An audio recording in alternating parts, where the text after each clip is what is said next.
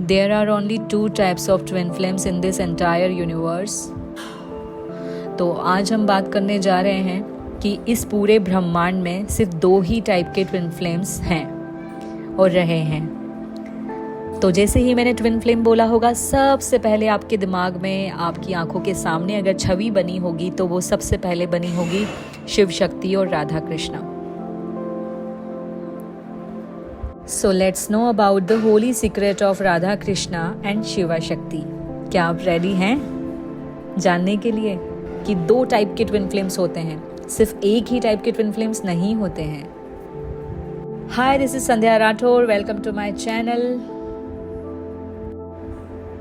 तो मेरे twin flame podcast के फर्स्ट एपिसोड में आपका स्वागत है। तो स्टार्ट करते हैं twin talk with Sandhya Rathore, यानी कि मैं। ठीक है, तो स्टार्ट करते हैं। तो पहले हम स्टार्ट करने जा रहे हैं हमारे प्यारे लवी डवी से राधा कृष्णा और शिव शक्ति की जर्नी और उनका पर्पस। ठीक है, वो उनकी यात्रा कैसी रही, इस शिवा और शक्ति वाली ट्विन फ्लेम जर्नी वाली यात्रा कैसी रही और उनका उद्देश्य क्या था।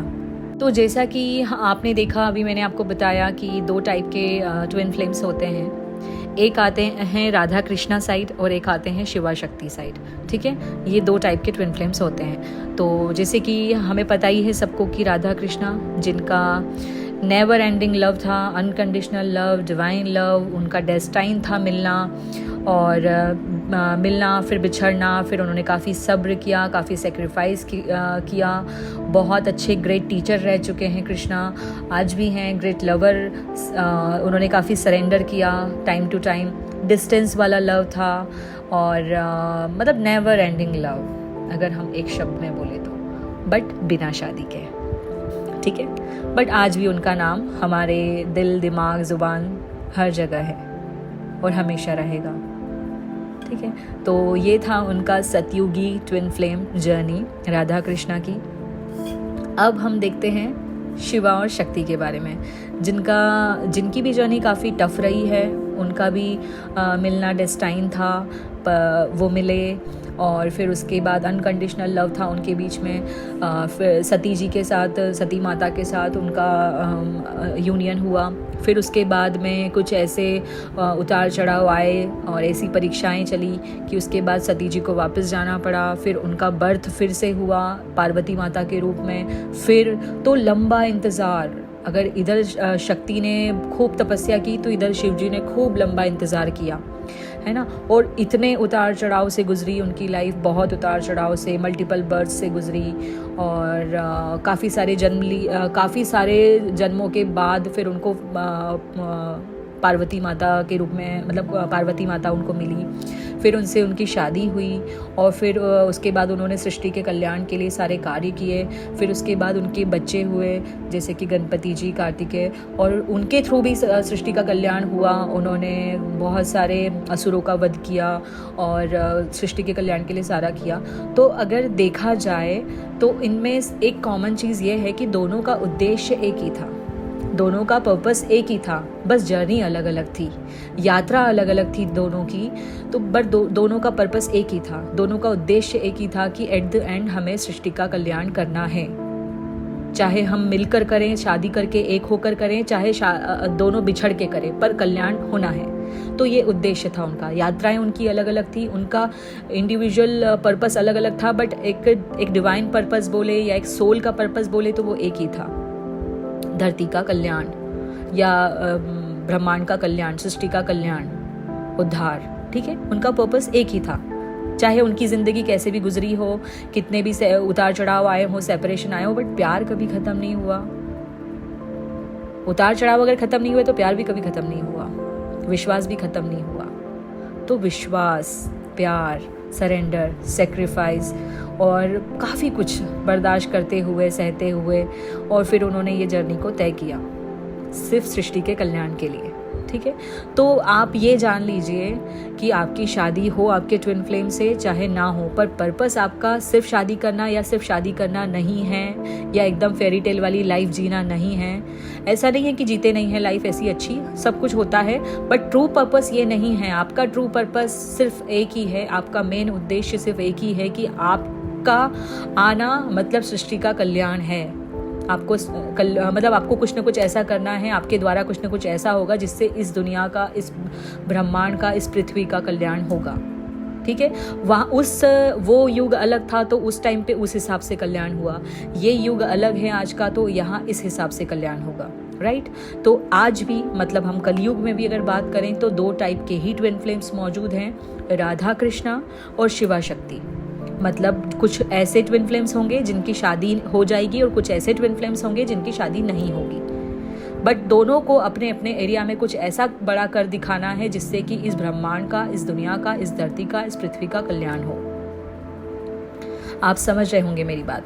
अब इसका मतलब ये नहीं कि कोई सन्यासी बन जाएगा, कोई कुछ बड़ा योगी बन जाएगा। हाँ, हो सकता है कोई योगी बन जाए और वो हेल्प करे, कोई डॉक्टर बन जाए वो लोगों की हेल्प करे, कोई गवर्नमेंट ऑफिसर बन जाए वो लोगों की हेल्प करे, कोई डॉग्स के लिए कुछ कर डाले, कोई दूसरे जानवरों के लिए कुछ कर डाले, कोई अच्छा डायरेक्टर या प्रोड्यूसर है जो कोई मूवी बना दे जिससे लोगों की हेल्प हो, या कुछ भी हो सकता है अपने अपने एरिया में, चाहे फेमिनाइन हो चाहे मैस्कुलिन हो, वो ऐसा करें।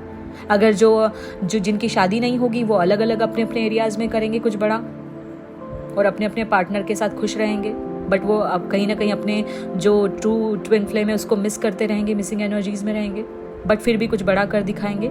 और जिनकी शादी हो जाएगी वो मिल के कुछ करेंगे क्रिएट, और अगर वो मिल के भी क्रिएट करते हैं हो सकता है उनके बच्चे भी कुछ ना कुछ क्रिएट कर दें। तो at the end purpose, true purpose, सच्चा उद्देश्य बस यही है कि आपको आपके द्वारा सृष्टि का कल्याण होगा। तो आप ये मत मान के चलिए कि आपकी शादी होगी या नहीं होगी। आपको अपना एक्चुअल उद्देश्य नहीं भूलना है, एक्चुअल पर्पस नहीं भूलना है। तो ये है इसका उद्देश्य। और सबसे बड़ी बात है कि अकेला कोई मैस्कुलिन एनर्जीज नहीं कर सकती, फेमिनाइन का होना ज़रूरी है। मतलब वो बोलते हैं ना, शिव शक्ति के बिना शव हैं। तो बस वही शक्ति मतलब क्या होता है? एनर्जी। तो एनर्जी के बिना तो कुछ नहीं हो सकता ना। तो दोनों एक दूसरे के लिए बहुत ज़रूरी है। तो दोनों को मिल के ही आगे बढ़ना है। तो मन मुटाव और ये सब चीज़ें, इन सब से वो एट द एंड आपको जाना वही है। बस आप इतना जान के रखो। तो इस एपिसोड में बस हम यही देखेंगे कि इनकी आज के कलयुग में मतलब कैसे ट्विन फ्लेम्स की जर्नी होती है, और उसके बाद बाकी का डिटेल जो साइन होते हैं कि ट्विन फ्लेम के साइन क्या होते हैं, वो सारी डिटेल हम नेक्स्ट एपिसोड में देखेंगे, राइट। तो जिनकी शादी नहीं होती है वो ट्विन फ्लेम्स मिलते हैं, उनकी दोस्ती होती है, उनके बीच में प्यार होता है, अच्छा रिलेशनशिप बनता है, फेरी टेल वाली स्टोरी चलती है, फिर कुछ अप्स एंड डाउन्स आते हैं, फिर इस वजह से वो अलग हो जाते हैं। बट कहीं ना कहीं बैक ऑफ द माइंड उनके यही चलता रहता है, या दिल दिमाग हर जगह यही चलता रहता है कि हाँ, जो वहाँ मैंने फ़ील किया वो मैं कहीं फ़ील नहीं कर पा रही हूँ, जो मैंने वहाँ फ़ील किया वो मैं कहीं फ़ील नहीं कर पा रहा हूँ। और ऐसे मिसिंग एनर्जीज़ में दोनों अपने अपने पार्टनर से शादी कर लेते हैं और सेपरेट हो जाते हैं, बट प्यार बना रहता है, नेवर एंडिंग लव वैसा वाला, ठीक है। तो ये होती है वैसे ट्विन, और दोनों अपने अपने एरिया में कुछ बड़ा कर दिखाते हैं। इनका नाम इधर कहीं रोशन हो रहा होता है, उनका नाम उधर कहीं रोशन हो रहा होता है, या वो कहीं और किसी की हेल्प कर रहे होते हैं और ये यहाँ किसी की हेल्प कर रहे होते हैं। और ऐसे ही इनका ये पर्पस होता है, ऐसे ट्विन फ्लेम्स का जिनकी शादी नहीं होती। अब बात करते हैं हम वैसे ट्विन फ्लेम्स की जिनकी शादी तक का बात जाती है और शादी हो जाती है। तो ये भी same as it is destined होता है इनका यूनियन। ये मिलते हैं, इनके बीच में दोस्ती होती है, इनके बीच में प्यार होता है, इनके बीच में सारी चीज़ें चलती है, मिलना बिछड़ना, ऑन ऑफ रिलेशनशिप, कभी लड़ाई हो जाती है, कभी बात होती है, रहना भी है और रहा भी ना जाए वैसा वाला कनेक्शन। खूब लड़ाई होगी, अलग हो जाएंगे, फिर वापस मिल जाएंगे, फिर लड़ाई होगी, फिर अलग हो जाएंगे, वापस मिल जाएंगे। अब आप इसको टॉक्सिक रिलेशनशिप से मत को रिलेट कर लेना, क्योंकि टॉक्सिक रिलेशनशिप एकदम अलग ही होता है, उसकी तो परिभाषा ही अलग है। उसके ऊपर भी एक मैं वीडियो बनाऊंगी, ठीक है। तो यहाँ पर भी बिल्कुल एज इट इज़ वैसा ही है कि शिवा शक्ति टाइप की आपकी जर्नी रहेगी। आपको काफ़ी कुछ उतार चढ़ाव से गुजरना है।